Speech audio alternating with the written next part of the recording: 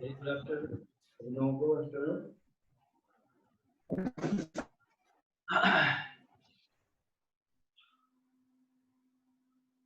Sir आवाज आ रही है ना? मेरी आवाज आपको पहुंच रही है? Are you getting my? Cut रही है सर, तभी सर आ रही है, लेकिन सर रुक रुक के आ रही है। Okay. Just everybody join the class. सभी लोग अपने वीडियोस को ऑन कर लें।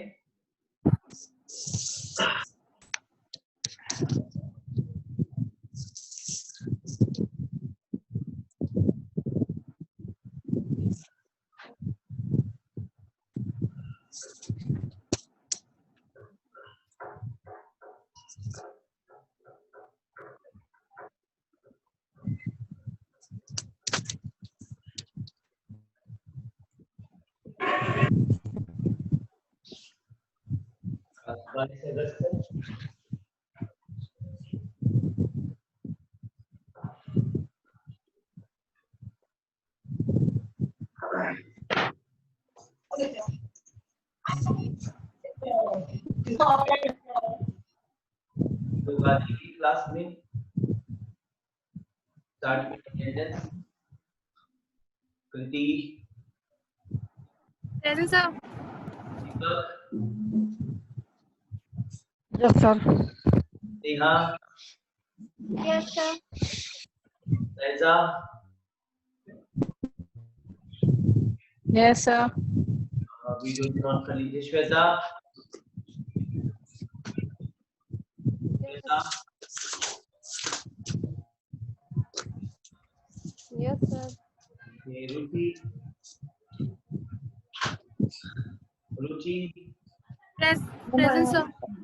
जबी, वीडियो ऑडियो ऑन करिए। Jabi, yes sir. Anoop Kumar Jaiswal, yes sir. अच्छा है। मैंने एक वीडियो बनाया था आप लोगों, आपने देखा उसे? अभी सर वही देख रहे थे। नहीं सर। मेरा आधा हो गया था, मैं देखी सर।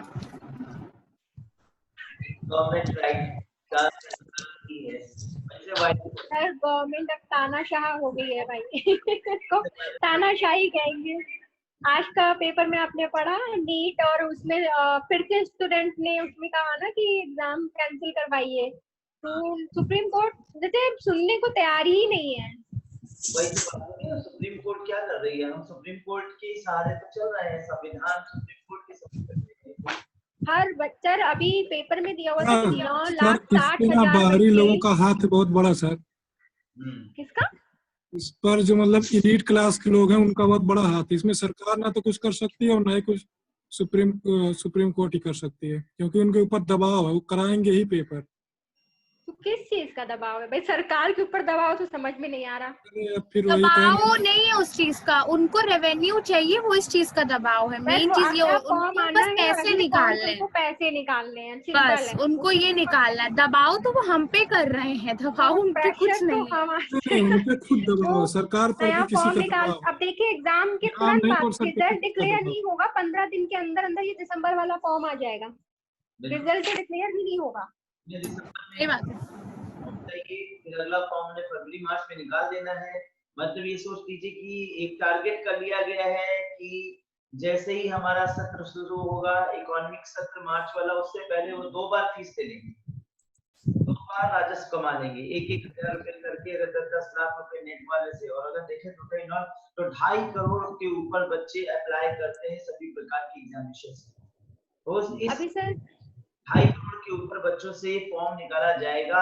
अभी देखिएगा हायर की भी वैकेंसी निकाल दी जाएंगी, सब करा जाएगा। चलिए वैकेंसी अच्छी बात करती है, लेकिन एग्जामिनेशन अभी कराना कोई बहुत बड़ी बात नहीं है, इतना अनिवार्य नहीं है। मैंने इस वीडियो में 2 बातें आप लोगों को बताया है कि एक बात तो ये कि जिस नोटिस में लिखा है कि स्टूडेंट के सेक्शन में किया जा रहा है फॉर एंट्रेंस एग्जामिनेशन, तो net is not an entrance, ऐसे एक एंट्रेंस एग्जामिनेशन नहीं है। नेट तो CSIR नेट भी तो नहीं करवा रहे सर। CSIR तो कहाँ गया? वो तो हम लोग से पहले होता है। नहीं आया, उसका कोई नोटिफिकेशन नहीं है। CSIR पहले होता है, पर CSIR को नहीं पाया क्योंकि CSIR में एप्लीकेंट्स कम होते हैं, UGC में एप्लीकेंट्स ज्यादा होते हैं। सब कुछ दिमाग लगा के काम किया जा रहा है। और सबसे बड़ी बात ये है कि आप नेट के एग्जाम को क्वालिफाई करा दो, नेट क्वालिफाई कराने के बाद कितने लोगों को नौकरी मिल जाएगी बताइए? दिसंबर तक किसी को नौकरी नहीं मिल रहा है, आप नेट निकाल दोगे। कल उनका भी वो आया है सर स्टेटमेंट, सुब्रमण्यम स्वामी का। सर वो सिर्फ 2 एग्जाम के लिए बोल रहे हैं सर, हमारा यूजीसी नेट का कोई कंसिडरेशन है ही नहीं उनके अंदर। उन्होंने ये कहा है सिर्फ जो आखिरी सेमेस्टर बचे हैं या लास्ट ईयर हैं सिर्फ उनके करवाए जाएं, बाकी कोई एग्जाम ना करवाया जाए। नहीं, उन्होंने ये भी बोला कि जेई और क्या बोलते हैं ये नीट की परीक्षा को रोका जाए सर, यूजीसी नेट का सर, और जो एग्जाम्स कल हम लोग ने पढ़े सर जो सितंबर में, तो उसको कोई भी जिक्र नहीं था सर। उनका स्टेटमेंट है सर एनडीटीवी वाले न्यूज में, मैंने देखा था कल। और आज तो सर आंकड़े आए 9,60,000 बच्चे बैठ रहे हैं यूजीसी नेट में। 9,60,000 बच्चों को आप एकदम से बाहर निकाल रहे हो और आप बोल रहे हो एग्जाम दो जाके, कितने इन्फेक्टेड होंगे? कितना अनिवार्य है। सर शिक्षा मंत्री का सर रोज एक ट्वीट सुबह सुबह आता है कि 2 गज की दूरी बनाए रखें, हाथ धुलें, सैनिटाइजर लगाएं, मास्क लगाएं, और क्या कर रहे हैं रोज सुबह सुबह उनका ट्वीट जरूर आ जाता है सर, रोज सुबह सुबह। जब तक शिक्षा मंत्री को कोरोना नहीं होगा उनको समझ में नहीं आएगा। हाँ, तो कई मंत्री सही तो गए हैं, उसके बाद भी सरकार कहाँ सोचती है, मंत्रियों को भी कहाँ सुन रहे हैं, बस केवल शोक सर उनको हो जाएगा, उनको वीआईपी ट्रीटमेंट मिलेगा सर, वो ठीक हो जाएंगे। एपीएल वाले हैं, एपीएल वाले हैं, और सर मिडिल क्लास तो ऐसे ही पिसता है सर, हमेशा से ये है सर। कोई भी सब्जेक्ट उठा लीजिए सर, हिस्ट्री से लेके ज्योग्राफी, ज्योग्राफी से लेके इकोनॉमिक्स, सर मिडिल क्लास का हमेशा वहाँ पे रोल क्या रहता है? पिसना, वही है और कुछ नहीं। ये अभी भी हो रहा है। कोर्ट में रिट लगी हुई है यूजीसी नेट एग्जाम को कैंसिलेशन को लेकर के, लगाई गई है कोर्ट में, गए पहुंचे हैं लोग। कोई फायदा नहीं होगा, एग्जाम हेल्ड होगा। हाँ एग्जाम होगा, कोई फायदा नहीं होगा। सुप्रीम कोर्ट तो कहती है, गवर्नमेंट जो कहती है उसे ही कहती है। और सर एक्सटेंड भी नहीं होगा सर, एक्सटेंड के लिए भी सब बोल रहे हैं कि डेट एक्सटेंड करा दें, अक्टूबर में रख दें सर, एक्सटेंड भी नहीं होगा सर। बहुत ढीठ हैं ये लोग सर, नहीं करेंगे लोग। इससे पता चल रहा है कि अब देश में लोकतंत्र कमजोर हो रहा है, लोगों का तंत्र बहुत कमजोर हो रहा है सर, बहुत ज्यादा तानाशाही चल रही है। था कमजोर ऑलरेडी सर, ऐसे लोग आके और कमजोर कर रहे हैं। आईआईटी सेक्टर्स को ये लोग बेच रहे हैं, सारे स्टेशन को ये लोग बेच रहे हैं, इनफैक्ट जितने प्राइमरी स्कूल है वो तक प्राइवेट कर दिए जा रहे हैं। हर चीज को तो प्राइवेट कर रहे हैं, सरकारी नौकरी सब चीजें तो ये निजी हाथों में दे रहे। सरकारी नौकरी खत्म तो क्या फायदा है? तो ये समझ में नहीं आ रहा सर, गवर्नमेंट ने किया क्या है सर? सब बेचे पड़े हैं, हम कह रहे हैं सर सभी बेच दें सर, पूरा प्राइवेट कर दें, मत करें, पार्ट मत बेचें। आप चला नहीं पा रहे, आप अक्षम है, बस इतना नहीं बोलना चाहते, आप अक्षम है, अपनी मैनेजमेंट नहीं संभाल पा, तो आपने सीधा उठा के प्राइवेट कंपनियों को देने का हाथ सोच लिया कि सब प्राइवेट को दे दिया जाए। प्राइवेट चला लेंगे, अडानी चला लेंगे, अंबानी चला लेंगे, सरकार नहीं चला पाएगी। वो सर विदेशी एजेंडे पे चल रहा है ना कि विदेशों में हर चीज प्राइवेट कर रही है, तो विदेश की चीजें, वहाँ के लोग, वहाँ की एजुकेशन, सब कुछ तो अलग है। वहाँ के लोग सब कुछ अलग है, सब कुछ अलग है। ये इंडिया है, उनके पास रिसोर्सेज बहुत अच्छे हैं, उनको यूटिलाइज करना आता है सर। उनके यहाँ पे सर लिटरेसी रेट बहुत अच्छी है सर, वहाँ पे हर 12th क्लास के बाद बच्चा जॉब ओरिएंटेड है वहाँ पे। करप्शन बहुत कम है, करप्शन भी बहुत कम है। मास्टर्स करके बैठे हैं, अभी हम लोग प्रिपेयर कर रहे हैं सर, वो लोग 12th के बाद जॉब करते हैं, एक्सपीरियंस लेते हैं, बहुत सारी चीजें सर। ये सारी चीज का गैप हमें पहले हटाना है सर, उसके बाद हम अपने ये सब चीज को देखें, ज्यादा कि हम लोग उनसे कंपेयर कर रहे हैं। रिपोर्ट कार्ड में गवर्नमेंट पे है, कोरोना आप नहीं रोक सके, वहीं चाइना को 80,000 से 84,000 तक कोरोना को रोक लिया, आप नहीं कर पाए, उसने कर लिया। नहीं आप कह दो कि वो झूठ बोलता है, लेकिन अगर वो झूठ बोल रहे होते तो इतना वर्क कैसे कर रहे हैं, सिटी कैसे चल रहे हैं, वो सब कुछ कर रहे हैं, हम नहीं कर पा रहे हैं।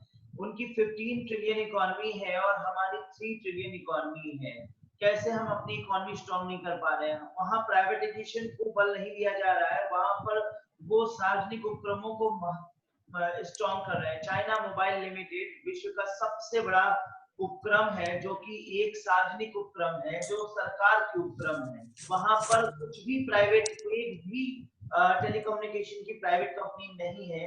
भारत में टेलीकम्युनिकेशन की प्राइवेट कंपनियां इतना कमा रही हैं कि नंबर 1 रिचेस्ट पीपल्स में आते हैं। और जियो साहब, अंबानी साहब, इन्होंने अपना इतना बड़ा घर बना लिया, दुनिया में किसी के इतना बड़ा घर नहीं है। 10,000 करोड़ रुपए का घर किसका होता है, ये आप समझ सकते हैं कि ये इतना अर्जन कर चुके हैं। यही अगर बीएसएनएल के पास अर्जन होता तो आज सरकार रो ना रही होती छोटे छोटे पैसे के लिए। एक छोटी सी बताई 4 से 6 महीने के लिए आप पूरा देश बिकने को तैयार हो गया। समझ में नहीं कि आपने करा क्या, आपने कुछ भी नहीं किया। हमारी इकोनॉमी तो ऑटोमेटिकली बिगड़ गई क्योंकि आपने सबका काम बंद करा दिया। आप काम बंद करा दिया और सिर्फ आपने थोड़ा सा खाना बांट दिया। 2 लाख करोड़ रुपए का आपने जो दिखा रहे हैं वो तो आप पहले ही सब बैंक में इनका एडजस्टमेंट दिखा रहे हैं इकोनॉमी को मेंटेन करने के लिए। 2 लाख करोड़ रुपए में तो किसी को कोई भी चीज बेनिफिट नहीं पा रही है। कौन सी एमएसएमई और किस एमएसएमई को आपने बेनिफिट दे दिया। लोन बांटना कभी भी विकास करना नहीं होता है। ये सारी चीजें और टैक्स को ले लेना, जीएसटी के बल पर इनकम दिखाना, ये सारी चीजें कोई सफल सरकार की नहीं। हम तो सरकार को फेल मान रहे हैं। ऊपर से सरकार ऐसे से काम कर रही है जिससे कि हमें दुख हो रहा है। इस समय इतनी बड़ी प्रॉब्लम पड़ी है, आपदा है, और आप हर आपदा को अवसर में, अपने अवसर में बदलने में लगे हुए। आप सुशांत सिंह केस को 3-3 दिन 4-4 दिन लगातार न्यूज खोलिए, इंडिया न्यूज। सर मीडिया के पास कुछ बचा नहीं है सर। मीडिया गवर्नमेंट के अगेंस्ट बोलेगी नहीं तो वो क्या करेगी, उसको कभी चाइना मिल जाएगा तो कभी सुशांत सिंह मिल जाएंगे, और बहुत हुआ तो बाढ़। सर आपने सर चाइना की रिपोर्ट पढ़ी सर टाइम्स नाउ पे। सर चाइना सर एकदम नॉर्मल हो गया, काम हो रहा है सर वहाँ पे। सर वहाँ पे सर सब कुछ नॉर्मल हो गया सर वहाँ पे। भारत में जब बढ़ना शुरू हुआ वहाँ स्टिल हो गया। 84,000 केसेस के बाद वो नहीं बढ़ा आगे। वहाँ टेम्पररी हॉस्पिटल क्लोज किए जा रहे हैं। भारत में हॉस्पिटल नहीं है और प्रतिदिन हजारों लाखों के 70,000 एक दिन में, जितना तो 84,000 केस टोटल चाइना का हुआ था उतना तो आप देख लीजिए 70,000 एक दिन में हमारा निकल रहा है। क्या है ये बेवकूफी। हम कैसे माने कि हम बहुत अच्छे हैं। हम अपनी पीठ दबा दे, काहे का दबा दे। क्या कर पा रही है गवर्नमेंट। लॉकडाउन कर दिया, ना करते लॉकडाउन। फिर आप जब आपने सबकी इकोनॉमी खत्म कर दी, सबका बिजनेस खत्म कर दिया, 4 करोड़ से अधिक लोग जॉबलेस हो चुके हैं। कहां से जॉब आएगी। घर वापसी करा दिया आपने, और भी फैला दिया। ये सारी चीजें क्या थी। अब आपने बच्चों को घर भेज दिया और बच्चों ने अपना रूम छोड़ दिया। बच्चे 4 महीने पढ़ नहीं पाए, अगले महीने एग्जाम है, सुन लो बस खत्म हो गया। ये क्या है। और आप नहीं बोल पाते हो तो किसी के लिए, बहुत से लोगों के लिए ये एग्जाम एक तरीके से उनकी जिंदगी जैसा इम्पोर्टेंट है, जिसकी अहमियत शायद गवर्नमेंट नहीं जानती है। मेरी जूनियर मुझे मैसेज कर सर, कल मेरी जूनियर मेरे को मैसेज की सर ये लॉकडाउन जब हुआ है सर उसके बाद ही वो सर अपने गांव चली गई sir. Unfortunately she haven't take any book with her sir. उसको इतनी दिक्कत हो रही है पढ़ने में। और सर बताइए एग्जाम की डेट आ गई तो सर वो मुझसे वही कह रही थी। तो सर मैंने उसको फोटोज भेजे सर, नोट्स के फोटोज भेजे सर। वो वही कह रही थी कि कैसे पढ़ूं दीदी, मुझे समझ नहीं आ रहा, बुक्स नहीं है, नोट्स नहीं है। हर बंदा इस प्रॉब्लम से जूझ रहा है हर, क्योंकि ठीक है हम लोग लकी है सर। हम लोगों को सर 5 मिनट थैंक यू बोलना चाहिए सर। हम लोग अपने घर ही पे हैं। नहीं ठीक है, बहुत से लोग ऐसे हैं जो प्रयास कर रहे हैं, कोशिश कर रहे हैं। उन्होंने अपना टाइम टेबल उस हिसाब से सेट कर लिया कि नवंबर में एग्जाम होगा, हम अब की निकालेंगे। बहुत उम्मीदों जुड़ी हुई है लोगों की, और उसको किसी से गवर्नमेंट को क्या फर्क पड़ रहा है। बिल्कुल इंतहा हो गई है। और इसीलिए मैंने एक छोटा सा वीडियो बनाया है और मैं चाह रहा हूँ इसको वायरल कर दिया जाए। जी बिल्कुल सर उसको खूब प्रमोट कर दीजिए सर। सर उसको खूब प्रमोट कर दीजिए सर। हम लोग भी वायरल कर देंगे सर, डोंट वरी। एक लिमिट होती किसी चीज। आप बस आगे बढ़िए, हम लोग पीछे हैं। आप कोर्ट पहुंचिए सर, हम लोग हैं, हम लोग तैयार हैं। बिल्कुल जाना पड़ेगा, लिमिट क्रॉस करके काम होना है। ये क्या है। आप कोर्ट सही कह रहे हैं सर, हम लोग तक तैयार हैं। आप जिस कोर्ट के सहारे पूरा हाल है सर, क्या किया जाए। कोर्ट भी सुनने को नहीं तैयार है। गवर्नमेंट हमने ही चुनी सरकार है, ऐसा नहीं कि हम कह सकते कि दूसरे सरकार ने, हमने खुद वोट दिया है सरकार को। लेकिन अब सरकार 50 साल क्या, हमें तो नहीं लगता कि अब अगले 5 साल बाद, हम अगले 2 से 3 साल बाद जब इनका नंबर आएगा तो हम ये वोट देंगे। भले अब हम ऐसे विकल्प को चूज करेंगे जो कि हमें पसंद नहीं है, लेकिन अब हमें मजबूरी हो रही है क्योंकि हम अगर इस तरीके से रहा तो सरकार तो सब बेच देगी, और सब बेच ही देगी। 3 साल के अंदर सब बिक जाता है। जब तक हम अगली गवर्नमेंट से लिफ्ट करने जाएंगे हमारे सारे सार्वजनिक उपक्रम बिक चुके होंगे, क्या रह जाएगा। 4 साल होता है वैकेंसी नहीं निकाल पाते हैं। आप लॉकडाउन करके भी नहीं संभाल पाते, कोरोना रोक नहीं पाते हैं। तो आप गवर्नमेंट किस प्रकार के हैं? पुलिस कहती है हम जनता को रोक नहीं पाए, जनता सड़क पे निकल पड़ी। कैसे निकल पड़ी? किस तरीके की पुलिस है? क्यों नहीं रोक पाए आप? और सर पर्सनल प्रेशर अलग है सर, हम यूथ है, पर्सनल प्रेशर ये भी है सर। मम्मी से कल मैं बात कर रही थी सर, बहुत घर वाले भी सोचेंगे सर इतना टाइम हुआ, लॉकडाउन मार्च से हुआ है सर, इस बार भी अगर एग्जाम नहीं निकला तो सर सुनाई हम लोग पढ़ेगा क्या पढ़े। तो पर्सनल प्रेशर मैं बता रही हूँ सर, कोई बोले ना बोले सर ये है, this is all a tendency we need to cope up with. तुम तो भी घर में हो, शादी नहीं हुई है तब तुमको इस चीज की टेंशन है, और जो बेचारे शादीशुदा है उनका क्या हाल होगा, उनका सोचो। अभी मेरे 2 स्टूडेंट्स और हैं जो कि आजकल आ भी नहीं पा रहे, वो पर्सनली मुझसे इंटरेक्ट करते हैं और कहते हैं कि सर घर वालों ने मुझे 1 साल का मौका दिया। सर आपका वॉल्यूम धीमा है क्या सर फोन से? सर आपका वॉल्यूम बहुत धीमे आ रहा है। थोड़ा सा पास। उससे मेरे बच्चे हैं, उन्होंने कहा कि सर 1 साल का मौका मिला घर से पढ़ने के लिए, घर से आप 1 साल के अंतर्गत नेट करके आए और 6 महीने यहाँ आने के बाद वापस लौटना पड़ गया। उसके बाद अब घर वालों ने टाइम ओवर कर दिया, क्योंकि उम्र तो वेट करता है किसी का। अब आपकी उम्र अगर हो रही है 30+ तो इनफ हो रही है। घर परिवार वालों की एक अपनी जिम्मेदारी है, वो कब तक, कितने दिन तक सर्वाइवल आपके लिए करते रहेंगे आप? उन्होंने कह दिया टाइम ओवर हो गया, डेडलॉक हो गया, आप एग्जामिनेशन आ गया, आप संयोग से एग्जाम भी हो रहा है, तो उनके सामने एक भी आपके सामने एग्जाम हो रहा है और आपका 1 साल बीत गया, अब हमसे मतलब नहीं। तो ये तो एक प्रकार से जबरदस्ती हो रही है ना, आप सबको प्रॉब्लम समझिए। तो ये बहुत गलत हो रहा है और दिस इज टोटली। सर मेरे को कल एक ये भी लगा सर, मैं वही पेपर पे लिख रही थी सर, वो रिसर्च पेपर पे सर कंप्लीट करी थी सर, मैंने एक चीज ये भी लिखा कि सर हम इंडियन सर, जो गवर्नमेंट हमारी सर, वो गवर्नमेंट वर्ल्ड कंट्रीज को ये दिखाने की कोशिश कर रही है कि हमारा कंट्री पैंडेमिक में भी काम देखो कर रहा है। So that's why they are conducting these national exams. तो मुझे ऐसा लग रहा है ताकि वो ये वाहवाही ले पाए कि हम लोग का मैनेजमेंट इतना अच्छा है सर, क्योंकि वो बाहर तो अच्छा ही अच्छा बताएंगे तो जो जाता है रिपोर्ट, तो उस हिसाब से कि हमारी इंडिया इतने में काम कर रही है और सर हम लोग तो यही मुझे लग रहा है। ये लगना गलत है इकोनॉमिस्ट।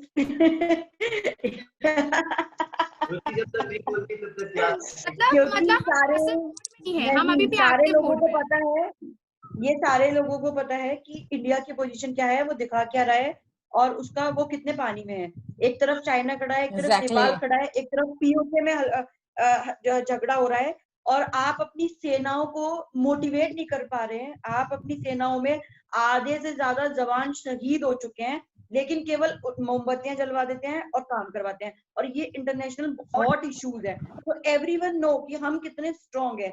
हम इकोनॉमी स्ट्रांग करके काम नहीं कर सकते, ह्यूमन रिसोर्स को स्ट्रांग करना पड़ेगा। और जो बाहर की इकोनॉमी है वो इसीलिए स्ट्रांग है क्योंकि वो ह्यूमन रिसोर्स को यूटिलाइज कर रही है। लाइक चाइना आज पूरे विश्व पे राज कर रहा है ओनली बिकॉज ऑफ विस्तारवाद की नीति के साथ साथ आप आज मजबूर हैं। हमारी आधी से ज्यादा पीपीई किट, आधे से ज्यादा वेंटिलेटर चाइना से मंगाए जा चुके हैं। उसके बाद आप ये बोल रहे हैं कि हम अपने यहाँ पर वेंटिलेटर बनाने के काम करें। हमारे यहाँ की प्लास्टिक और चाइना की प्लास्टिक में जमीन आसमान का अंतर है। इवन प्लास्टिक बनाने वाली गोली भी हम लोग चाइना से ही आयात करते हैं। तो उसके लिए वेस्ट सारा चाइना से तो ले रहे हैं, सब कुछ तो चाइना से ले रहे हैं। जापान की तरह बनना पड़ेगा कि अमेरिका ने जापान पे हमला करा और आज तक एक सुई जापान अमेरिका से नहीं खरीदता है। तो दैट इज अनदर फैक्ट। वो डिपेंड करता है। अभी भी फ्लिपकार्ट में रेडमी अवेलेबल है सर, पोको रेडमी सब अवेलेबल है सर, सब ऑर्डर कर रहे हैं सर। सब अवेलेबल है। प्रोडक्ट नहीं, प्रोडक्ट सब महंगे। कहाँ से कह रहे हैं हमने रोक दिया? रेडमी प्रोडक्ट दे रहा है 12,000 रुपए का, सैमसंग वही 24,000 का दे रहा है। अदर इंडिया की कोई कंपनी वर्क नहीं कर रही है, लावा बेकार होता है। इंडिया के अगर आप लावा खरीदोगे तो वो बेकार प्रोडक्ट है। वो प्रोडक्ट आपका 4 महीने भी नहीं चलने वाला है, वो भी महंगा मिल रहा है। आईफोन हर आदमी अफोर्ड नहीं कर सकता। सब कुछ है। हाँ अनिल, आवाज आ रही है? ठीक है।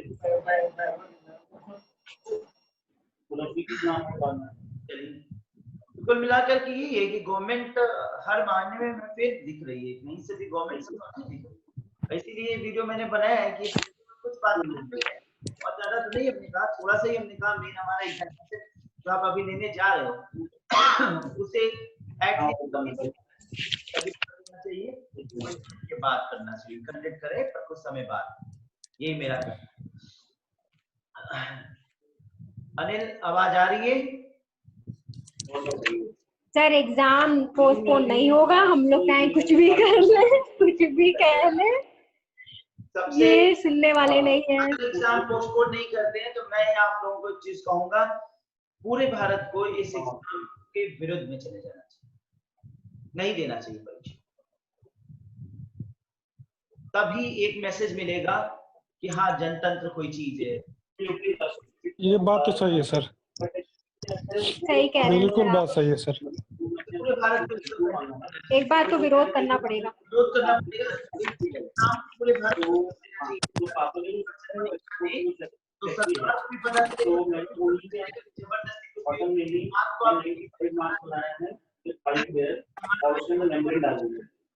और पास आ रही है कहीं ये से। कौन बात कर रहा है? कौन बात कर रहा है? हाँ चलिए। तो कुल मिलाकर के पूरे भारत को इस एग्जाम को छोड़ देना चाहिए, स्किप करना चाहिए और इसका विरोध करना चाहिए। और मैक्सिमम स्टूडेंट्स को यूट्यूब पे वीडियो डालना चाहिए और कहना चाहिए कि हम इस एग्जाम को छोड़ रहे हैं क्योंकि ये कोरोना के समय में अनावश्यक रूप से जबरदस्ती प्रेशर किया जा रहा है हमारे ऊपर। विरोध करना पड़ेगा, क्रांति करना पड़ेगा, ऑनलाइन क्रांति करिए आप। नहीं भगत सिंह बनना पड़ेगा सर, करना पड़ेगा, आप सबको ही करना पड़ेगा। मैंने तो इसीलिए इस वीडियो को बनाया है और आप लोग इस वीडियो को देखिए और इस वीडियो को देखने के बाद इसको ज़्यादा शेयर करिए। आप एक वीडियो बनाइए और कहिए कि साहब हम I am going to skip this examination. ये एग्जामिनेशन में अनावश्यक रूप से प्रेशर है और हमारा पैसा भी, हमारा 1000 रुपए लिया गया है, वो 1000 रुपए बर्बाद हो जाएगा। आने खुश रहिए, 1000 रुपए बर्बाद हो जाएगा और 1000 रुपए हमसे फिर मांगा जाएगा दिसंबर के एग्जाम के लिए। तो उसमें जो लोग एग्जाम नहीं देना चाहते, इसमें एक सिस्टम होना चाहिए, सर्वे कराइए आप देना चाहते वो जाकर के एनटीए की लाइन खोलिए। आप जैसे आप सुधार के लिए लाइन खोलते हो, वैसे आप लाइन खोलो कि जो स्किप करना चाहते हैं उनका पैसा सेव कर दिया जाए। भाई जनता की फेवर, स्टूडेंट के फेवर लिखा हुआ है ना, for the favour for the interest of student. तो आप एक दिन के लिए साइट खोलिए, आप 2 दिन के लिए साइट खोलिए, सैटरडे संडे को, और पूछिए कि कौन इस परीक्षा में सम्मिलित नहीं होना चाहते। तो जितने लोग सम्मिलित होना चाहते हैं सिर्फ उनकी आप परीक्षा कराइए और जो सम्मिलित नहीं होना चाहते उनका अगले एग्जाम के लिए। बात खत्म। सही है या गलत, आप बताइए। सर सही है सर। बीएड वाला एग्जाम जब हो रहा था सर, सबने बहुत विरोध किया था सर, इतना ट्विटर पे सब मिलियन ट्वीट्स गए थे, लेकिन सर एक भी रिस्पांस नहीं था स्टेट गवर्नमेंट से सर, उनका कोई भी वो नहीं था। तो सर एक तरह से देखा जाए कि उनका क्या लॉस है सर, अगर आप देखिए तो सर उनका 10 to 20% लॉस है। लॉस तो सर हमारा है अगर सर, तो उनको कोई फर्क नहीं पड़ता। उनको करवाना है तो करवाना ही है, करवाना है तो करवाना है सर। उनको सर अपना सर से ये हटाना है कि सर ये 2020 खाली नहीं गया, हमने सारे एग्जाम्स कंडक्ट करवाए, still we are in active mode. ये लोग कह रहे हैं कि हम रूल्स बहुत सख्त कर देंगे, हमारी गाइडलाइन बहुत सख्त होगी, कोरोना नहीं फैलेगा। नहीं 1 मिनट, अभी जितने नहीं हुआ है, लोग एग्जाम दे के आए हैं, कुछ नहीं 95,000 केसेस। सर मेरी दोस्त लोग गई थी सर, उसमें एडमिट कार्ड में लिखा था कि मास्क तो सर चलिए हम अपना ले जाएंगे सर, सैनिटाइजर सर अपना लेके आइए सर। उनकी क्या रिस्पांसिबिलिटी है बताइए। एनटीए की जो गाइडलाइन आई है यूजीसी नेट के एग्जाम में सैनिटाइजर और मास्क भी नहीं ले जाने, सब वो लोग देंगे। अरे वाह सर, मजा आएगी तब। देंगे, हाँ सब देंगे, सैनिटाइज भी वही देंगे, सब वही करेंगे, आपको कुछ नहीं ले जाना। थर्मल टेम्परेचर भी चेक होगा, ये भी लिखा हुआ है ना। हर एक गेट पे आपका थर्मल टेम्परेचर चेक किया जाएगा और मास्क और सैनिटाइजर दिया जाएगा हर एक स्टेप पे। इम्पॉसिबल। थर्मल टेम्परेचर कितना चेक किया गया, उसके बाद भी भारत में कोरोना आ गया, क्या फायदा इस थर्मल टेम्परेचर का। एकदम सही बात सर। सर डबल शिफ्ट में एग्जाम होंगे सिस्टम पे, उसको सुबह की मीटिंग में एग्जाम, फिर शाम की मीटिंग में एग्जाम, कितना सैनिटाइज कर लोगे आप सिस्टम को। पूरा कंप्यूटर को सैनिटाइजर से नहलाया जाएगा। कितनी बार सर, कितनी बार? डालेंगे 1 तारीख से 25 तारीख तक पूरे सितंबर में सिर्फ एग्जाम है। आप कितना हाँ सैनिटाइज सही। करते हैं?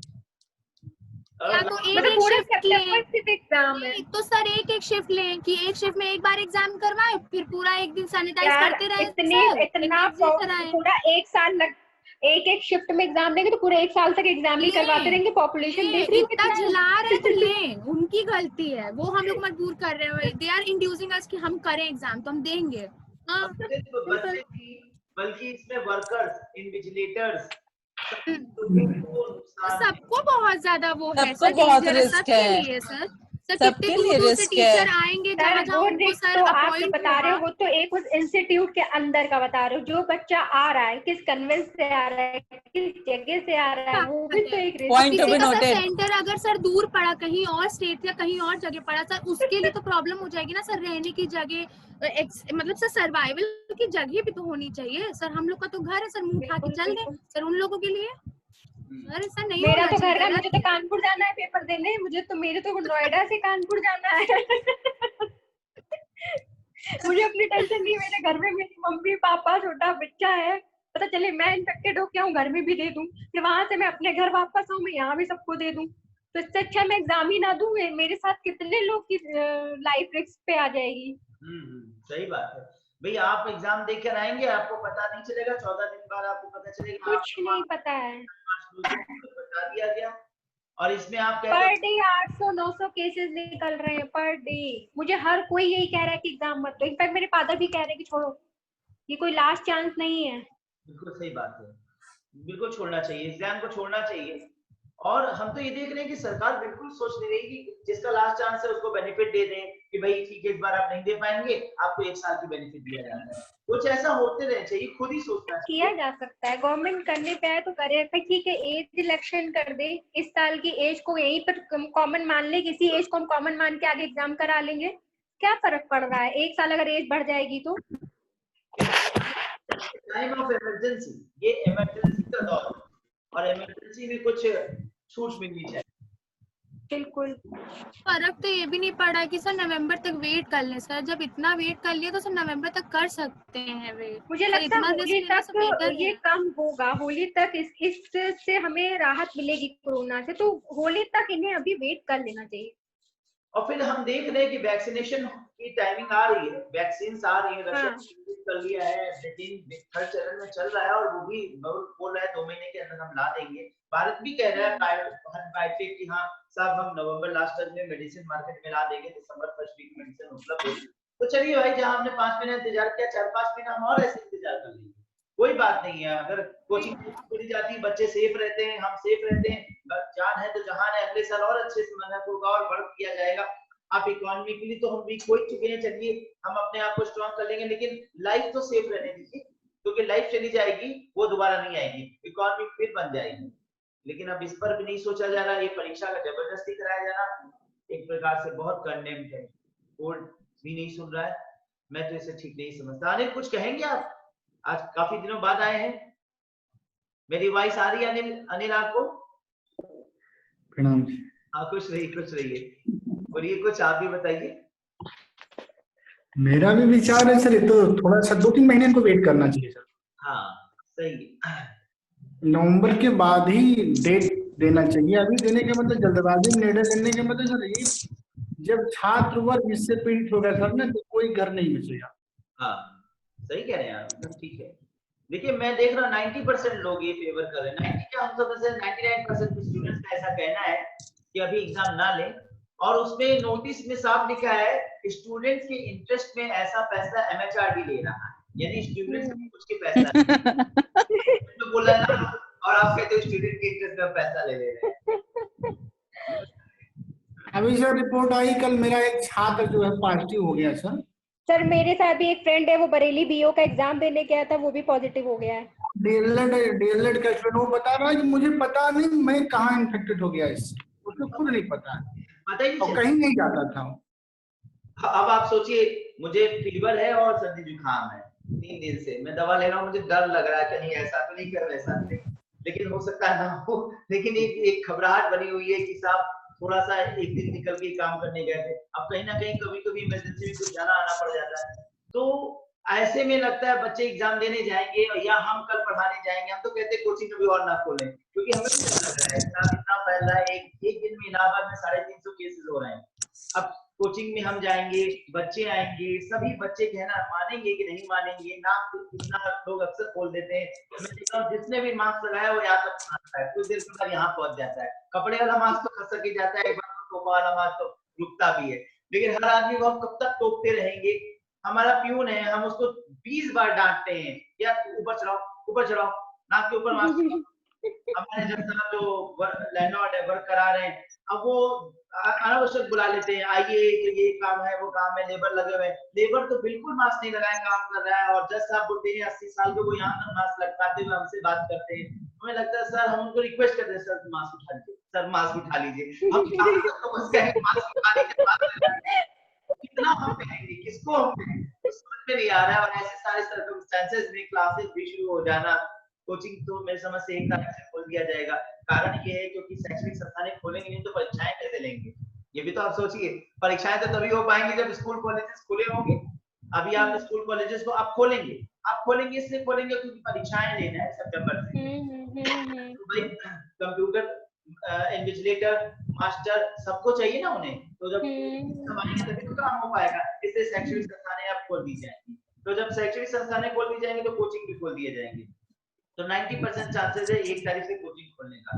लेकिन अब 1 तारीख से कोचिंग खोल तो देंगे, लेकिन कोचिंग में स्टाफ आएगा, बच्चे आएंगे, लोग आएंगे, सभी लोग प्रभावित होने के चांसेस हैं, तो कैसे कहा जाए स्वस्थ माहौल, अभी तो डर से ही भरा हुआ माहौल है, नहीं कुछ होना चाहिए और रुक जाना चाहिए 4-5 महीना, जैसे चल रहा है उसे चलते रहना चाहिए।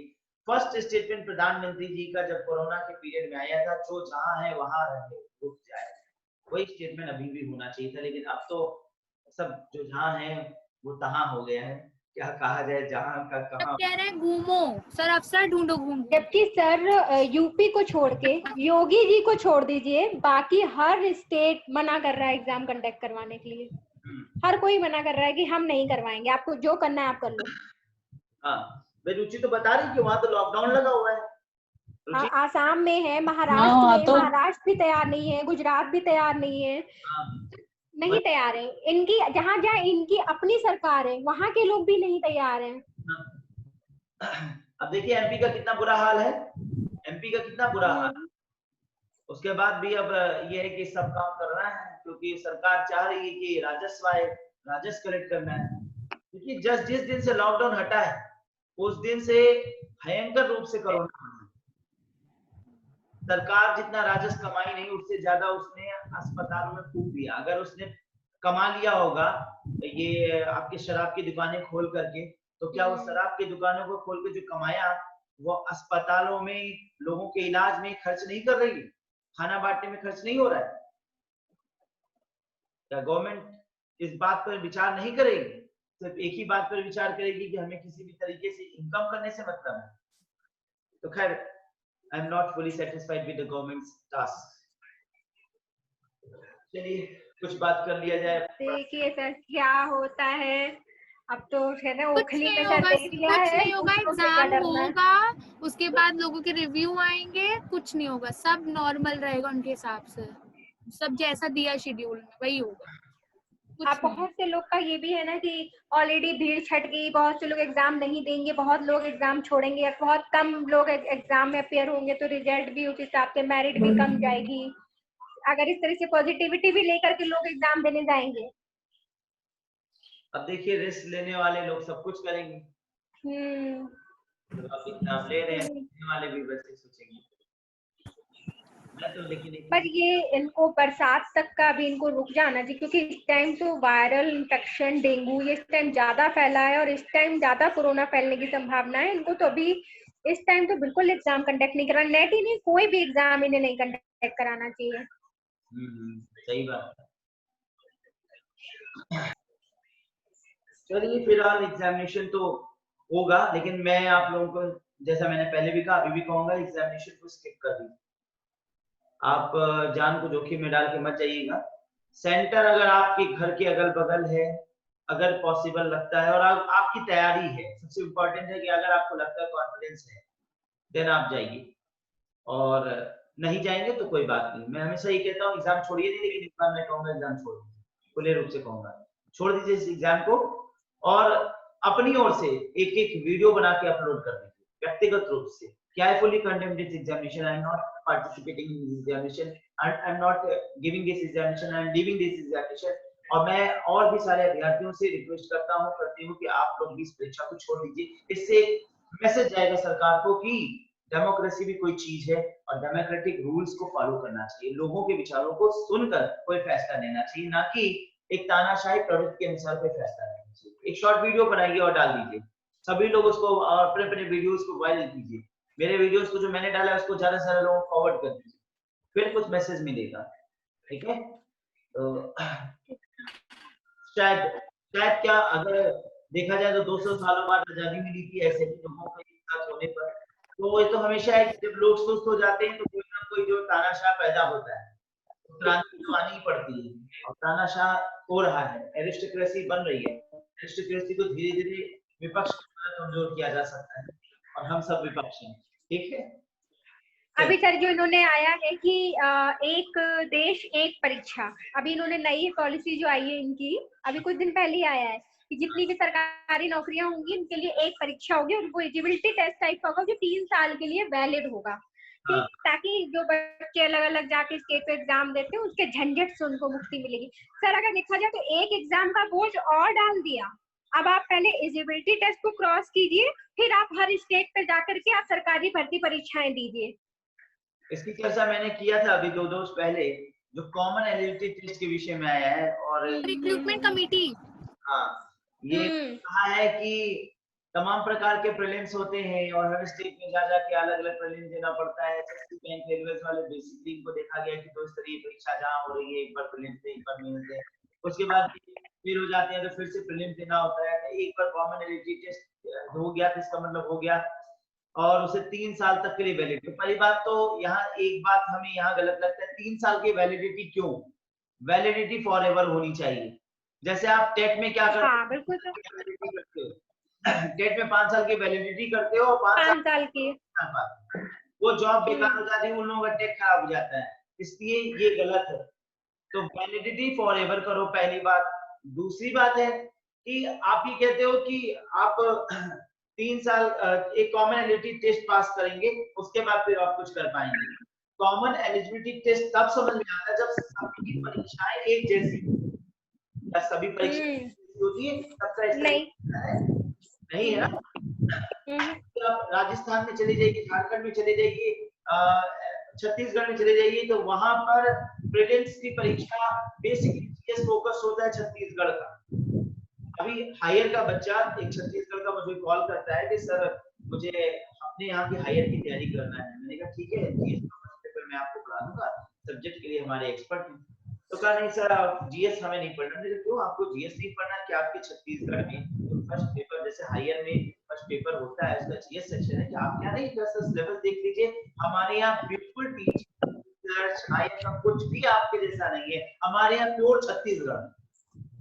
सिलेबस खुद देखा, प्योर छत्तीसगढ़, केवल छत्तीसगढ़ से उनके पहले सेक्शन का पेपर आना है, नो टीचिंग पॉलिसी। मैंने कहा ये क्या है, छत्तीसगढ़ हमारे देश में नहीं। अच्छा, एमपी का फैसला कितना अच्छा है, एमपी ने तो साफ कह दिया है कि अब एमपी की परीक्षा है एमपी वालों के लिए, एमपी के एग्जाम, एमपी की नौकरियां एमपी वालों के लिए। पढ़ा मैंने, भारत एक संघ है, खत्म, भारत संघ खत्म।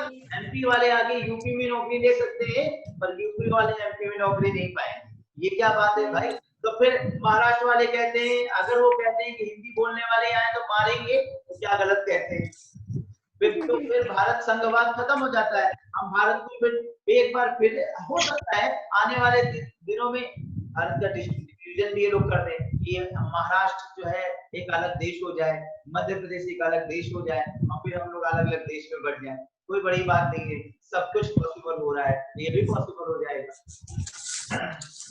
तो सुप्रीम कोर्ट तो अब जब सुप्रीम कोर्ट नहीं सुनेगा तो फिर तो संविधान गया।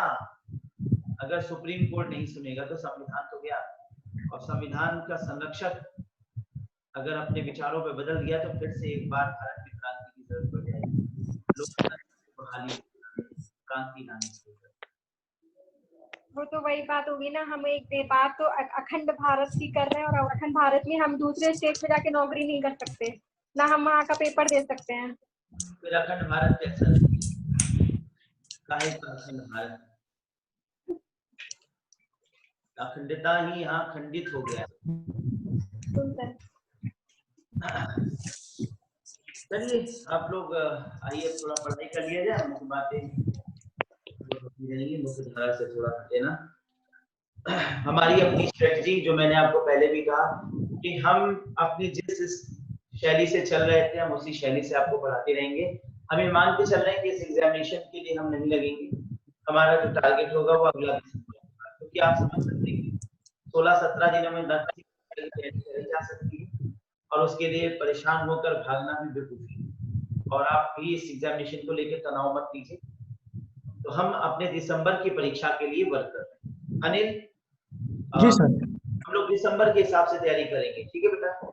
मेरा तो लास्ट है सर। अच्छा आपका लास्ट है, बोलो कितना तकलीफ वाली बात है, मतलब ये सही में हमें बड़ा तकलीफ देता है। बताइए कि यार खत्म हो जाएगा आपका टाइम ना? जी सर। मतलब JRF फेज के लिए। और रिसर्च भी कर रहे हैं ना अनिल?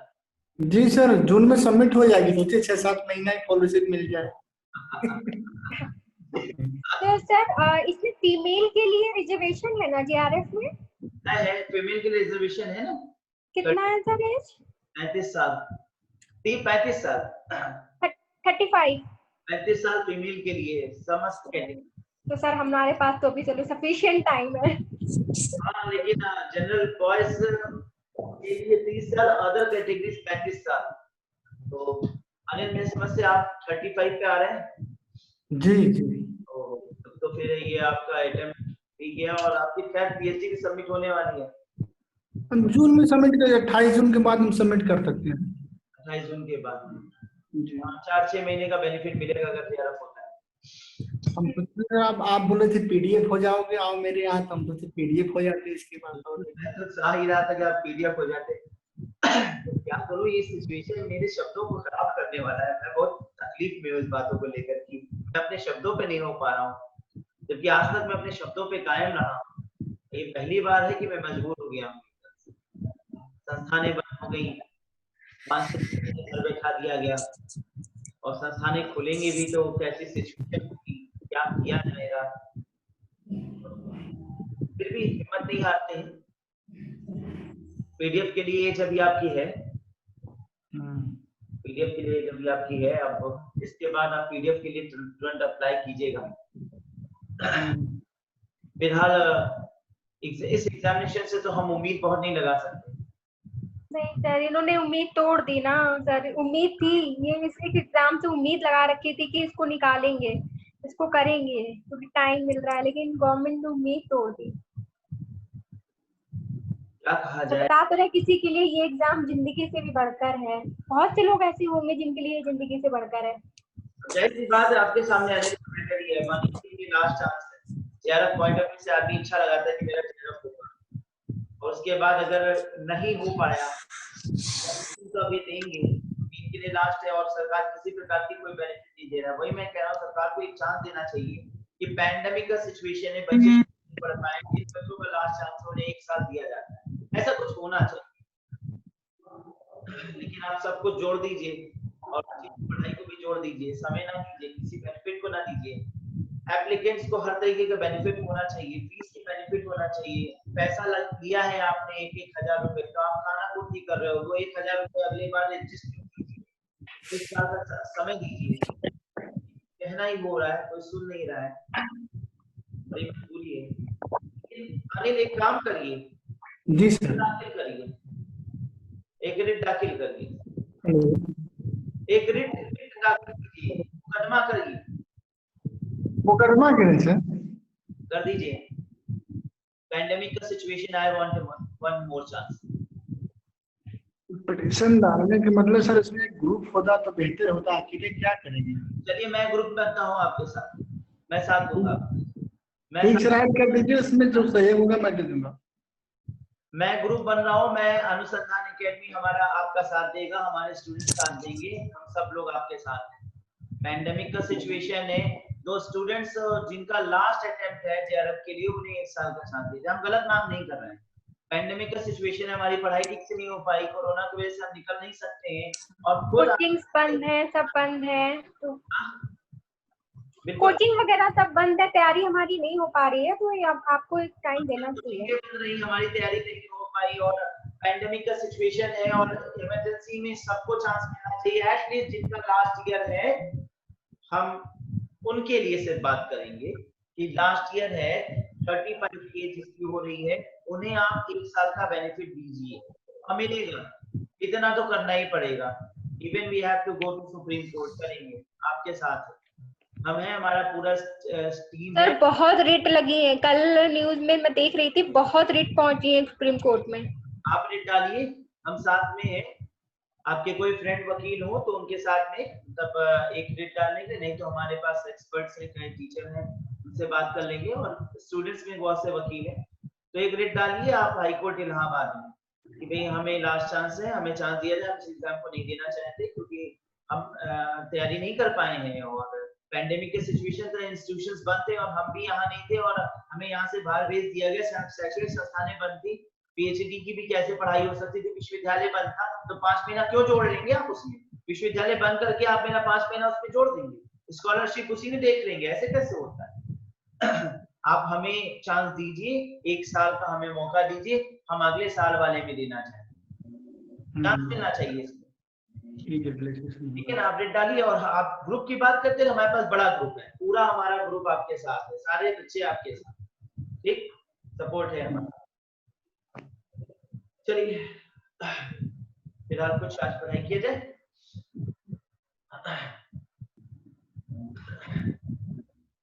चलिए ओपन क्वेश्चंस कर रहा हूँ, जल्दी जल्दी हो जाएगा, कुछ क्वेश्चन कर रहा हूँ, जिसको पता है आंसर देना चले।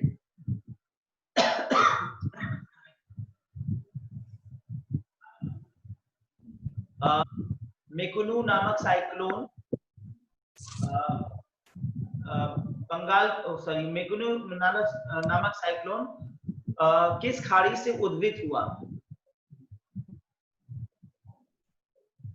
ओपन क्वेश्चन है, कोई भी उत्तर दे। सर बंगाल की खाड़ी ना, बंगाल की खाड़ी, गुजरात ना सर, गल्फ ऑफ एडन। हाँ, गल्फ ऑफ एडन से उद्भूत हुआ। अच्छा हाँ, गल्फ ऑफ एडन। अगला क्वेश्चन, अम्फान साइक्लोन किस कैटेगरी का साइक्लोन रहा? कौन सा? Amphan 5 category sir. Amphan cyclone किस कैटेगरी का था? Sir 5 category. 5th कैटेगरी, बिल्कुल ठीक है।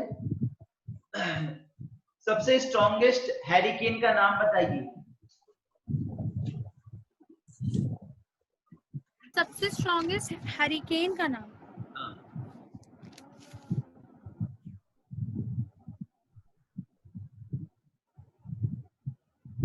एलेन। एलेन, कितना था इसका स्पीड? सर इसका स्पीड है 305 kilometre per hour. 305 kilometre per hour, ठीक है, बिल्कुल सही। आईडीपीडब्ल्यूएम का full form? Integrated development for watershed management. Integrated development programme for watershed management. For watershed management, yes sir. IDPWM के अंतर्गत किन किन योजनाओं को सम्मिलित किया गया? सर सॉइल कंजर्वेशन था, एफॉरेस्टेशन था, और क्या था, हाँ, यूज ऑफ सोलर कुकर था, और सर एक और था कुछ, बताइए। एक और था कुछ स्टोव करके था यार सर, स्मोकलेस स्टोव्स क्या था? हाँ स्मोकलेस स्टोव्स। चूल्हा। ठीक है। हाँ। चिपको आंदोलन कब शुरू हुआ? Yes sir. चिपको आंदोलन किस वर्ष मनाया गया, किस वर्ष हुआ था? सर 1974। ठीक है, सही जवाब है। सुंदरलाल बहुगुणा ने किया था। सुंदरलाल हुआ था। अगला क्वेश्चन, मिल्यू शब्द का प्रयोग किसके लिए किया जाता है? Milieu environment. ठीक है, एनवायरमेंट के लिए। हाँ, एनवायरमेंट के लिए सर ने बताया था। सामाजिक पारिस्थितिकी विचारधारा किसने विकसित की? जी सर। सामाजिक पारिस्थितिकी विचारधारा किसने विकसित की?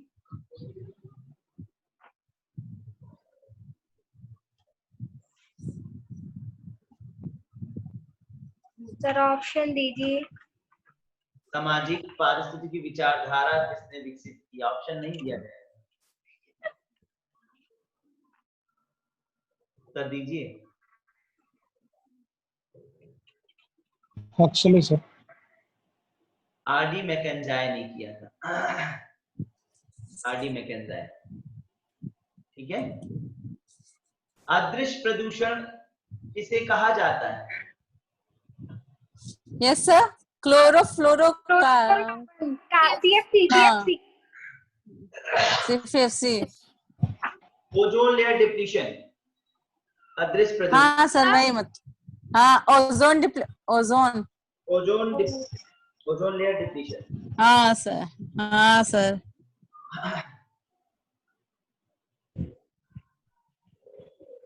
किसे चमत्कारिक यौगिक की संज्ञा दी गई? चमत्कारिक यौगिक की संज्ञा। अरे ये कल सर ने बताया था।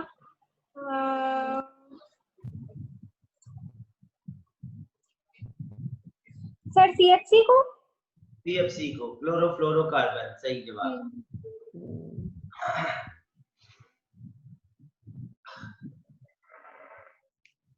स्ट्रेटोस्फेयर कहां से कहां तक फैला हुआ है?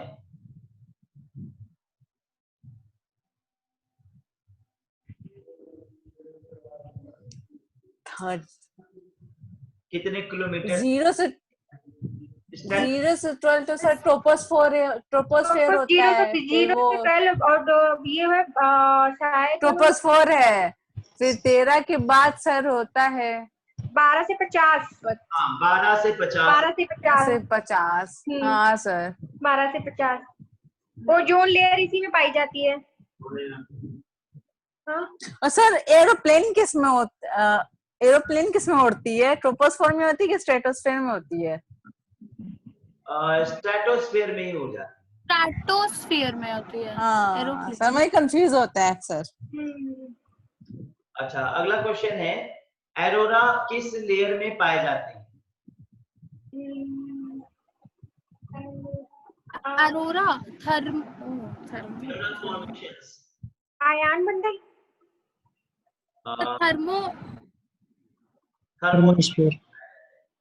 थर्मोस्फीयर ना? थर्मोस्फीयर, तापमंडल। नाइट्रोजन के बाद सर्वाधिक पाई जाने वाली गैस एटमॉस्फेयर में?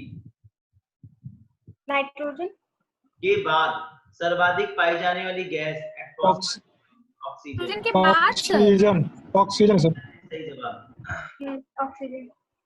20 पॉइंट कुछ क्वेश्चन थे। क्रोनोस्फीयर, जो अपने क्षेत्र के जमे हुए पानी को क्रोनोस्फीयर कहते हैं। बिल्कुल ठीक है।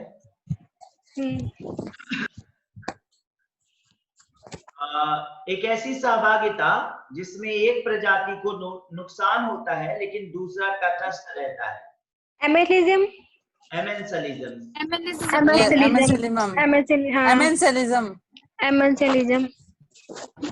सवाना कहाँ पाए जाने वाली घास है? कौन सी sir? Yes sir, Africa sir,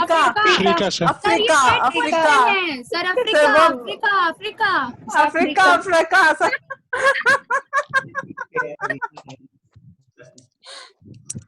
दो कीटभक्षी पौधों का उदाहरण। अरे सर पता था। Venus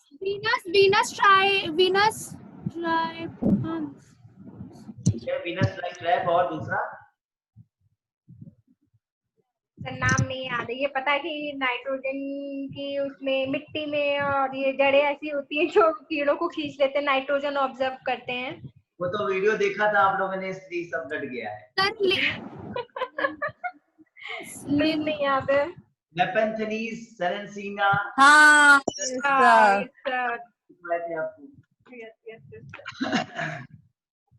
great Indian bustard bird IUCN के अकॉर्डिंग किस कैटेगरी के अंतर्गत आने वाला पक्षी है? सर कैटेगरी कौन सी है? हाँ वही पूछ रहे हैं, किस कैटेगरी के अंतर्गत आने वाला पक्षी है? एक्सटेंड होने वाले में आएगा। CR category, crucially. कौन सी? अच्छा हाँ सर, पढ़ा है कौन सा सर? CR कैटेगरी, यानी क्यूरियसली रेस्ड कैटेगरी।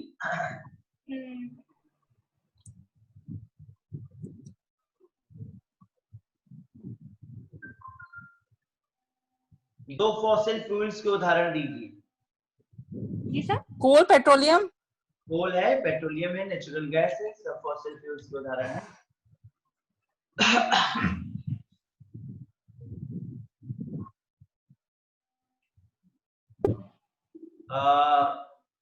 ऐसा बैक्टीरिया, उस प्रजाति के बैक्टीरिया का नाम बताइए जो नाइट्रेट्स को नाइट्रोजन में परिवर्तित करता है। नाइट्रेट्स को नाइट्रोजन में परिवर्तित करने वाला प्रजाति का बैक्टीरिया।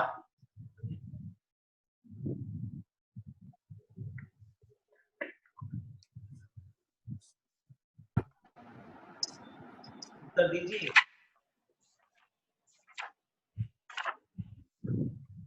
सही आंसर सूडोमोनास पैराकोकस। सूडोमोनास और पैराकोकस नहीं याद करे ना आप लोगों ने? सर याद किए हैं लेकिन बैक्टीरिया के नाम थोड़ा सा डिफिकल्ट रहता है। ये पता है कि नाइट्रिफिकेशन। सर साइंस नहीं लिए सर, बड़ा टफ नाम हम बोल नहीं पाते सर। ओजोन परत का विकास की खोज किसने की? चार्ल्स हेनरी फैब्रिफ्यूशन 1913। हेनरी फैब्रिफ्यूशन, ठीक है, चार्ल्स फैब्रिफ्यूशन 1913। मिस्टर ओजोन के नाम से किसके नवाजा गया? रामनाथन। रामनाथन। KR रामनाथन। रामनाथन सर, रामनाथन, स्वामीनाथन नहीं। हरित क्रांति से आ जाएंगे स्वामीनाथन। हाँ, एग्जैक्टली, रामनाथन सही बताया। अगला question, largest greenhouse in the world. Eden project, Cornwall, UK Cornwall में। यूके कॉर्नवेल में एडन प्रोजेक्ट। यूके में है सर, ये भी पता है sir.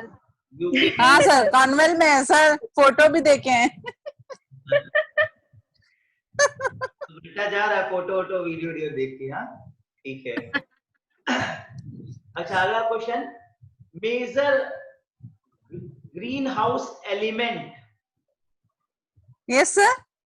Major greenhouse element. Sir CFC। Element, तो एलिमेंट में वाटर वेपर आएगा। हाँ वाटर वेपर। वाटर तो कार्बन डाइऑक्साइड आएगा। कार्बन मोनोऑक्साइड, हाँ डाइऑक्साइड। कार्बन डाइऑक्साइड आएगा। आपका फुल फॉर्म बताइए। किसका सर फुल फॉर्म? स्मॉग है? स्मॉग ये समझ आ रहा सर। स्मॉग का फुल फॉर्म? हाँ स्मोक और फॉग। बिल्कुल सही। स्मोक और प्लस फॉग। रॉक साइकिल ये तो चरण क्या बोले सर? रॉक साइकिल का पहला 2 चरण। किसका सर? पहले सर मैग्नस करके कुछ होता, मैग्नस करके कुछ है क्या? Sir magma. Sir magma crystallization. Magma sir, last time ये जबी से क्वेश्चन पूछे थे आप। नहीं, सबसे पूछा जा रहा है। MDG का बेसलाइन वर्स 1919। MDG क्या के बोले? MDG अंतर्गत टारगेट्स कितने हैं? 8 टारगेट है सर। जी 21 टारगेट है, 8 गोल है। हाँ सर सॉरी। अच्छा, goals, yes sir, sir 8। SDG sustainable development के टारगेट कितने हैं? Sir sir 169। 17 160। टारगेट 169, 17 गोल है, 169 टारगेट, 3-4 इसमें वो है संकेतक। गोल्स है सर 17, 169 टारगेट्स। 169 हाँ। और 304 है इसमें संकेतक, इंडिकेटर। NAPPC का फुल फॉर्म बताइए। Yes sir. NAPPC का फुल फॉर्म बताइए। सी MAPP नेशनल NAPCC हाँ, national plan on climate change, national action plan on climate change, national action plan on climate change.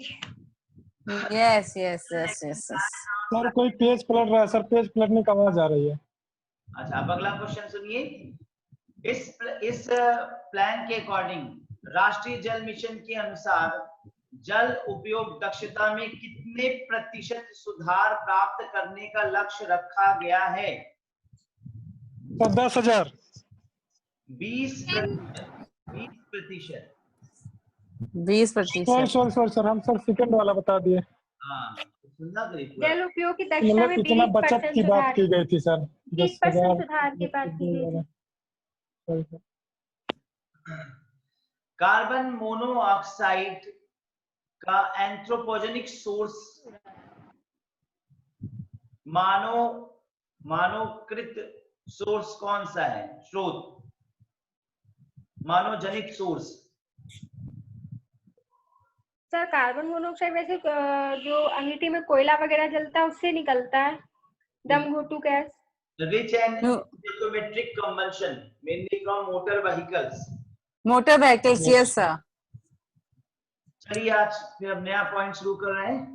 मैंने चक्रवात आपको पढ़ा दिया है और चक्रवात के बाद मैंने जो क्षेत्रीय चक्रवात थे, हैरिकेन, टॉर्नाडो, टाइफून, इसके विषय में पढ़ा दिया। इंपॉर्टेंट पॉइंट्स भी पढ़ाए कल मैंने। आज जो है आगे बढ़ेंगे और मेजर इंपॉर्टेंट सेक्शन शुरू करेंगे। अंतरराष्ट्रीय संधियां व प्रयास, इंटरनेशनल एग्रीमेंट एंड एफर्ट्स। काफी मोस्ट इम्पोर्टेंट। तो कल मैंने 69 पेज बना दिया। आज सर वो पेज आया नहीं था। हाँ, वो ध्यान से स्किप कर गया। 2 पन्ने हैं, वो आज भेज दूंगा। तो अंतरराष्ट्रीय संधियां और प्रयास, इन पर आप चर्चा करें और ये एक नया चैप्टर का शुरुआत होगा।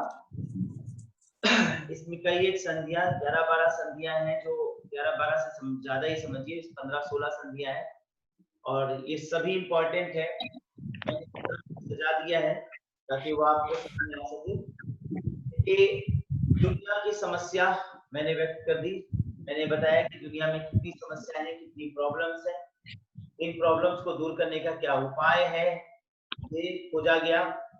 ग्लोबल वार्मिंग हो रही है, ग्लोबल वार्मिंग क्यों हो रही है, ग्लोबल वार्मिंग कितनी हो गई है, क्यों हुई ये सारी चीजें, क्योंकि बड़े पैमाने पर विकास की गतिविधियां लगाई गई, बड़े पैमाने पे कल कारखाने, फैक्ट्रियां लगाई गई, जिसकी वजह से काफी कार्बन एमिशन हुआ, जिसकी वजह से विश्व का तापमान धीरे धीरे बढ़ने लगा। तो समस्याएं हमारे सामने हमें स्पष्ट दिखने लगी।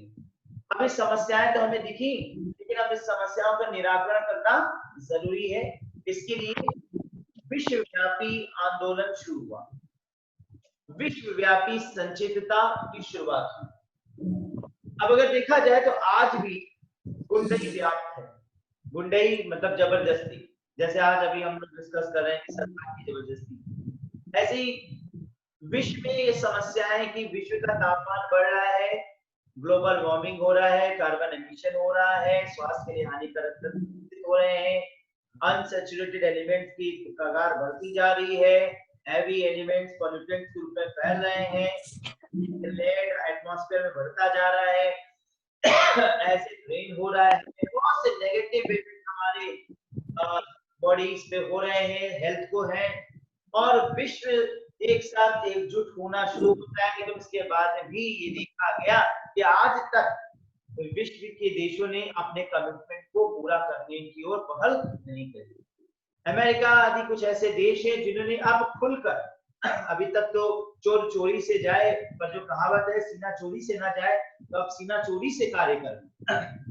अभी तक तो वो छिपके कहते थे कि हम सौगंध लेते हैं कि हम देश की रक्षा करें, दुनिया की रक्षा करेंगे और हम दुनिया के रक्षकों में शामिल हैं।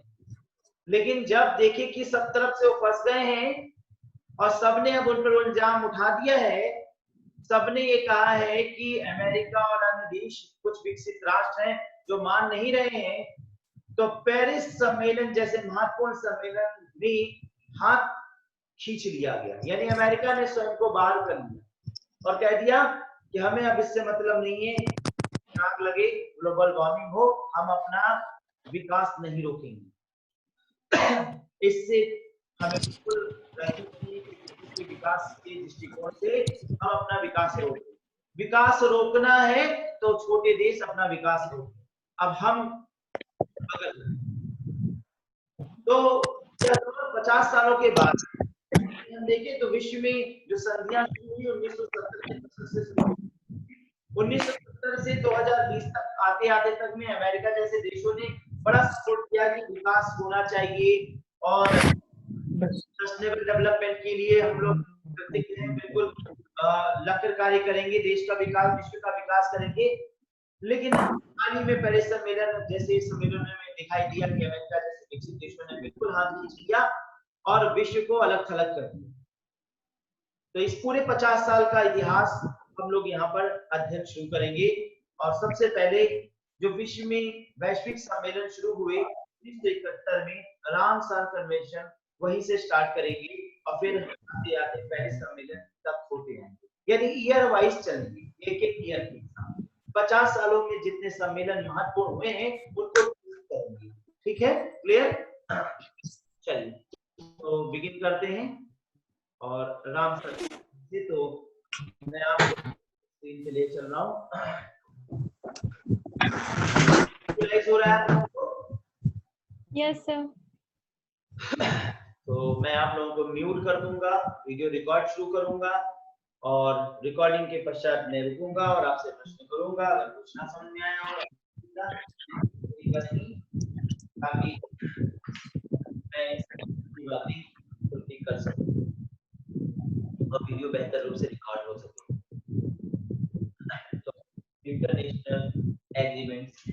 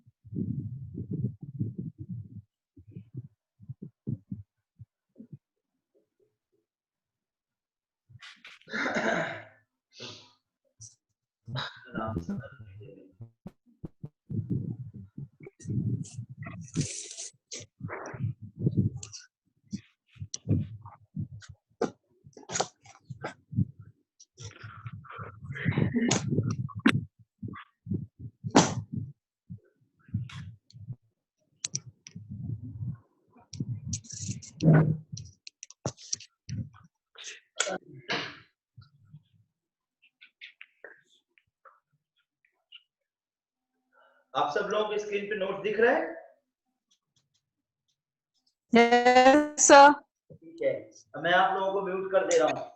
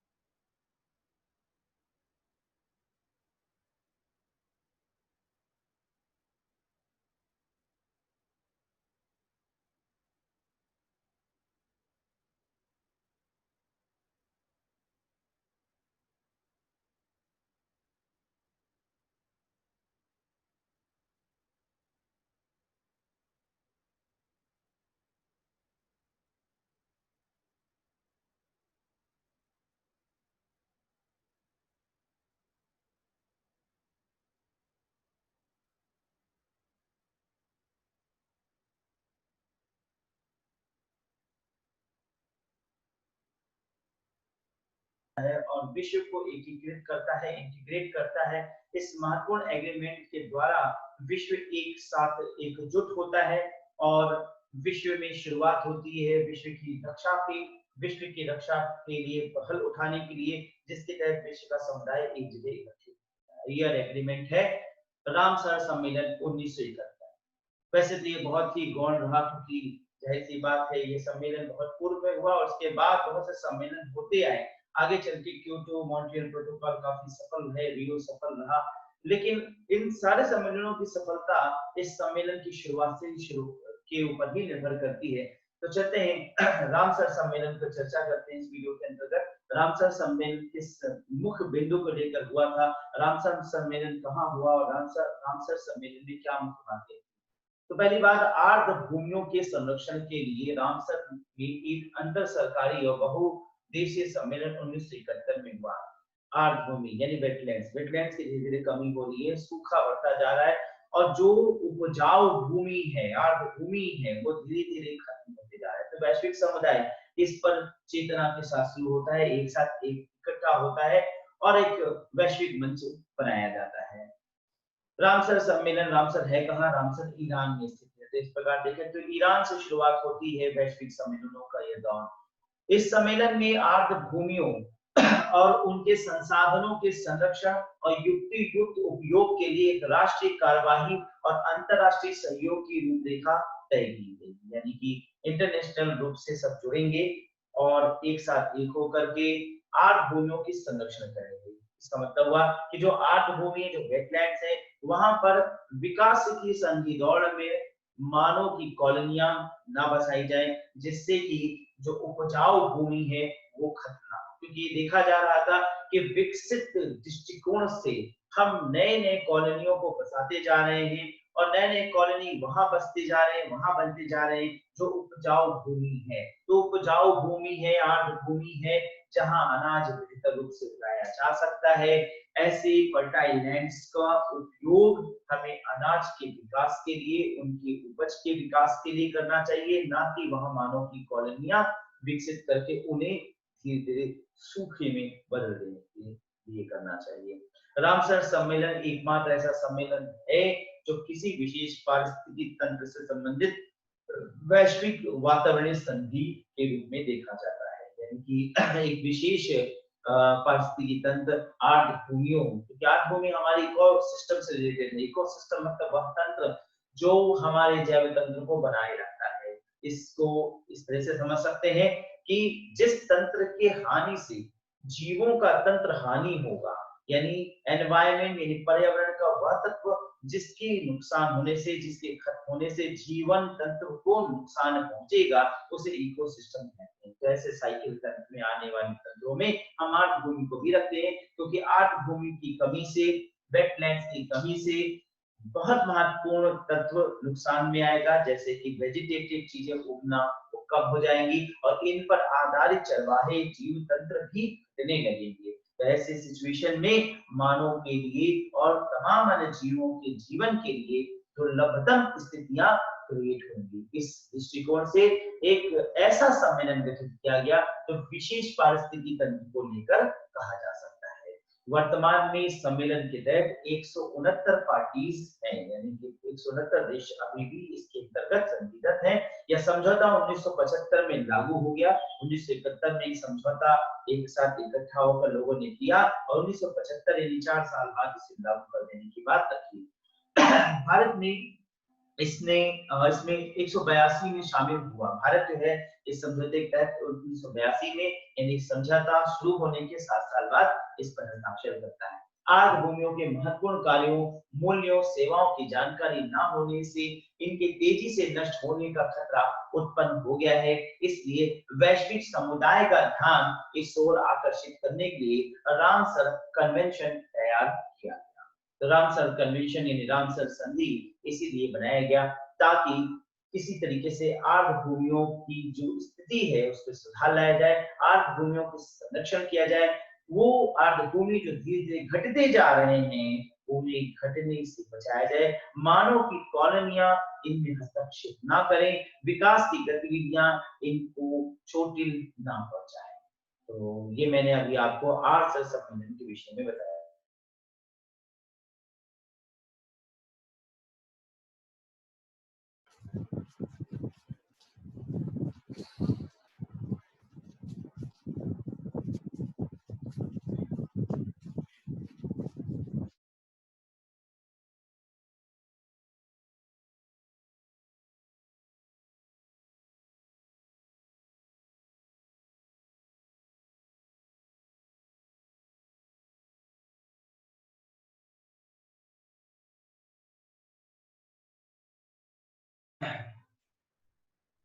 तो छोटा सा टॉपिक था, कोई डाउट, कोई problem? No doubt, no problem. चलिए फिर अगले टॉपिक पे चलते हैं, ठीक है? ओके सर इसका जो एक लास्ट वाला पॉइंट था सर वो बता दीजिएगा, वो मैंने लिखा भी नहीं सर। वो लास्ट पॉइंट है, भूमियों की महत्वपूर्ण कार्यों, मूल्यों और सेवाओं की जानकारी ना होने से इनकी तेजी से नष्ट होने का खतरा उत्पन्न हो गया है। जैसी बात है कि वे इसके विषय में जागरूकता होना जरूरी था। तो वैश्विक समुदाय को एक जगह एकत्रित करके यह बात के लिए आगाह किया गया कि आप अपने अपने देशों में आर्द्रभूमि, तो आर्द्रभूमि मतलब फर्टाइल लैंड हो गया। जैसे मान लीजिए northern India fertile land, Ganga का डेल्टा है और यहाँ पर अच्छी खासी उपज हो सकती है। तो यही सी बात है, जिस डेल्टा पे अच्छी खासी उपज हो सकती है उस डेल्टा को बर्बाद ना किया जाए, वहां पर फैक्ट्रीज कल कारखाने लगाने के बजाय यहाँ पर एग्रीकल्चर को ज्यादा प्रमोट किया जाए, ठीक है, इन सब पर्पस के लिए। Okay yes sir. चलिए अब एक अगले इम्पोर्टेंट सम्मेलन पे चलते हैं, स्टॉकहोम सम्मेलन। ये बहुत इम्पोर्टेंट है, बहुत बार पूछा जाता है, ठीक है? तो एक तरह से देखा जाए तो वैश्विक चेतना यहीं से शुरू होती है, स्टॉकहोम सम्मेलन से। तो इसे भी रिकॉर्ड करते चल रहे हैं।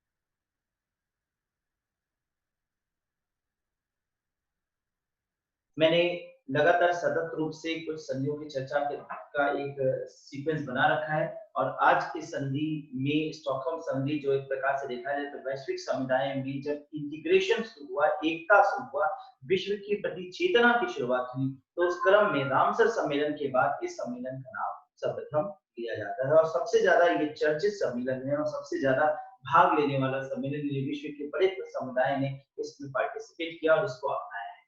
मानव पर्यावरण पर संयुक्त राष्ट्र सम्मेलन 1972 में 5 से 16 जून से स्वीडन के स्टॉकहोम में आयोजित किया गया था। यानी यहाँ पर इसका नाम स्टॉकहोम क्यों पड़ा? स्वीडन में एक स्थान का नाम है स्टॉकहोम और 5 से 16 जून के बीच में इसे किया गया।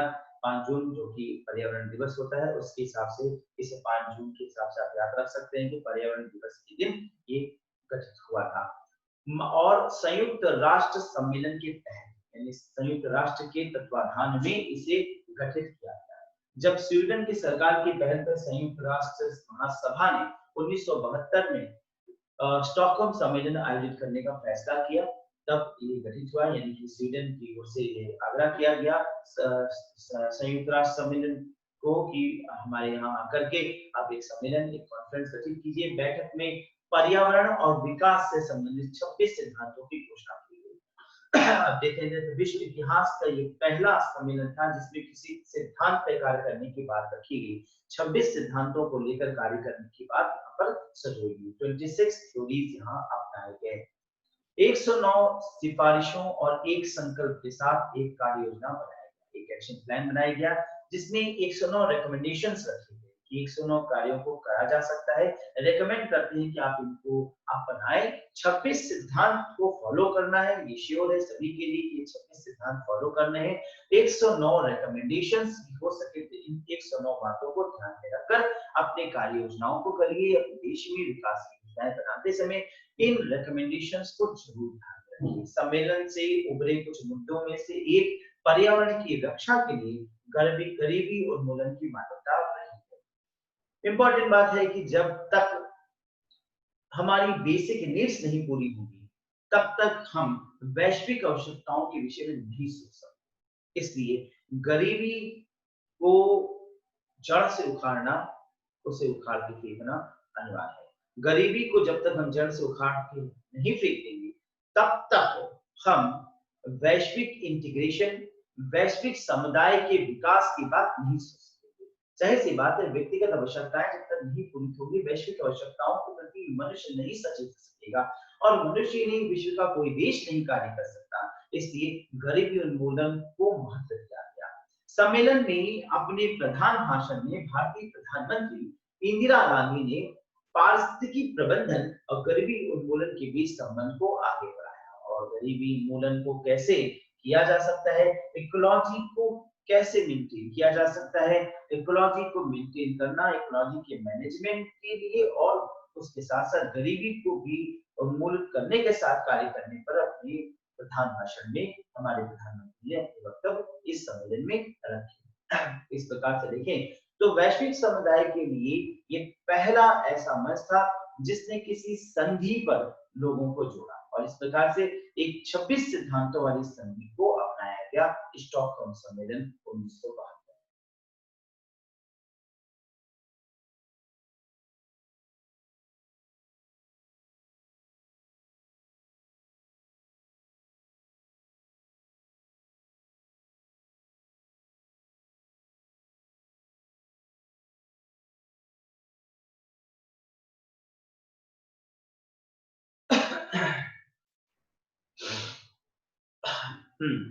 तो एनी क्वेश्चन?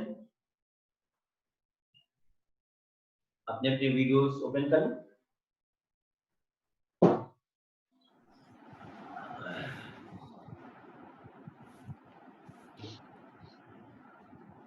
हाँ, स्टॉकहोम सम्मेलन पे कोई प्रश्न है, कोई क्वेश्चन है?